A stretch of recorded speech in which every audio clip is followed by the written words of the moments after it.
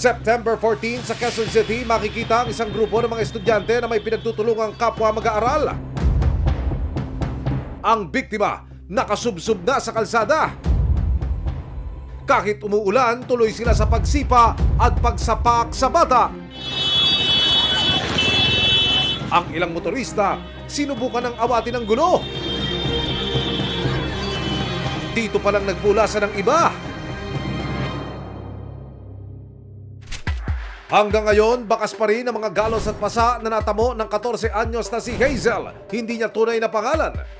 Anong nararamdaman mo sa katawan mo? Masakit pa ba? Anong mga tinalmumong sugat? Kung ano-ano pa? Sige, kwento mo. Nagkaroon po ako ng pasa sa mata, tapos puro kalmot po. Tapos yung leeg ko po, hindi ko po magalaw ng maayos, hindi ko po malingon. Ang pinakainiinda ni Hazel ngayon, ang kanyang tagiliran na pinakanapuruhan daw sa pambubugbog. Bagong opera lang kasi siya sa appendix. Alam naman po nila yun na may opera po ako. Tapos yun po yung una nilang sinipa, yung opera ko po. Pagkatapos sipain, ano ba ang ginawa sa'yo?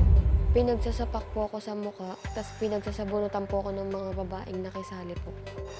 Maging ang kanyang cellphone, basag-basag na at hindi na magamit. Hawak-hawak ko po yung cellphone ko habang binubugbog po nila ako.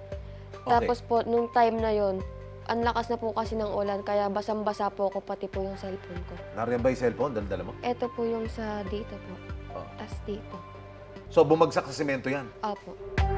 Napag-alaman din ng resibo na bagong estudyante lang si Hazel sa kanilang paaralan at ang mga estudyanteng nanakit sa kanya. Dati pala niyang mga kaibigan? What went wrong? Okay naman po kami. Nag-chat po yung, Vice President po namin, sinisiraan ka ni sa amin. Sabi daw niya, nag-cutting ka daw para mag-inom. Alam naman ng parents ko na hindi ako pumasok, sabi ko. Kasi may sakit ako, yun po yung sabi ko. Narito po ang kuha ng CCTV camera sa labas ng eskwelahan.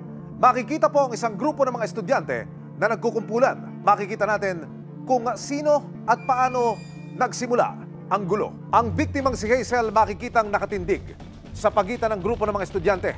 Siya po ay lalapitan ng isa pang mag-aaral na mula po dito sa kalsada. Ito rin ho yung kumumpronta sa kanya.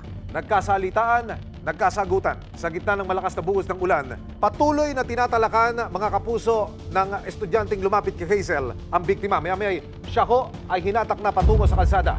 Dito na ho nagsimula ang gulo. Dito na siya pinagsisipa, ginaganan, at pinagsasapak. Ang ina ni Hazel, gigil rin sa nangyari. Galit na galit po talaga kami. Parang nadudurog yung puso namin na syempre, hindi po namin siya sinasaktan.